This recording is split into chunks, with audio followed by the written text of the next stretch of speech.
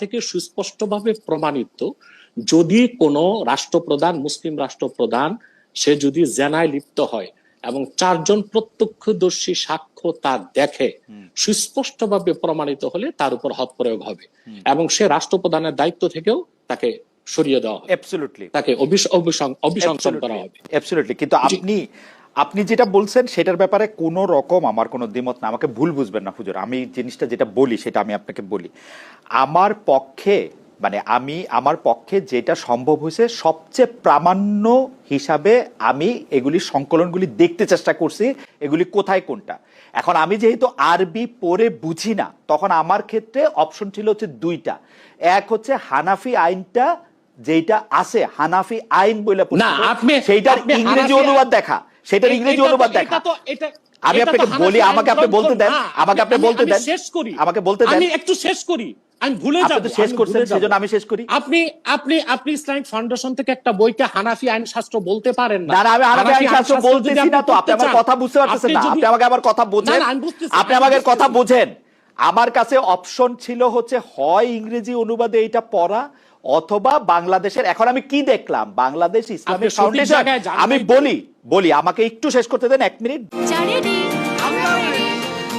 চা মানে লাইফটা ভরপুর, চা মানে ইস্পাহানি মির্জাপুর। বাংলাদেশ ইসলামিক ফাউন্ডেশন এইরকম একটা সকল, আপনি যেগুলি নাম বলছেন, ফতোয়া আলমগীরি তো 1860 সালের, 1762 সালের, এই 300 বছর আগে।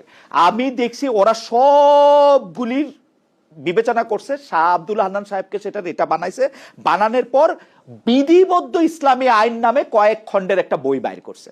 1 2 তারপরও আমার সন্দেহ হয়েছে এটা কি হইতে পারে, সেই জন্য আমি হানাফি আইনও দেখছি। এইটার পৃষ্ঠা 188-তে আছে, হানাফি আইন পৃষ্ঠা 188-তে আছে, রাষ্ট্রপ্রধানের বিরুদ্ধে হুদুদ মামলা করা যাবে না।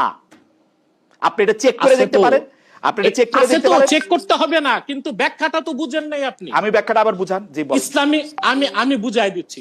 ইসলামী রাষ্ট্রে যিনি রাষ্ট্রপ্রধান তিনি হচ্ছেন চিফ এক্সিকিউটিভ। অতএব রাষ্ট্রপ্রধান রেখে তার উপর হদ প্রয়োগ করা যাবে না, এটা তো ঠিক আছে। যদি সে শাস্তির উপযুক্ত হয়, আগে রাষ্ট্রপ্রধান থেকে, খেলাফতের মানসাব থেকে তাকে সরাতে হবে, তারপর শাস্তি প্রয়োগ করতে হবে। কে এটা বিচার করবে? এটা হচ্ছে এটা বিচার করবে যে এটা বাইরে যাবে। আদালত বিচার করবে, শরিয়া আদালত বিচার করবে। আগে তাকে অভিযুক্ত করার পর তাকে সরাতে হবে দায়িত্ব থেকে, তারপর তার উপর হদ প্রয়োগ হবে। এর মানে এই নয় যে রাষ্ট্রপ্রধান অপরাধ করবে, ইচ্ছা মতো জানাবে বিচার করবে আর তার উপর হদ প্রয়োগ হবে না, এটা বোঝানো হয় নাই।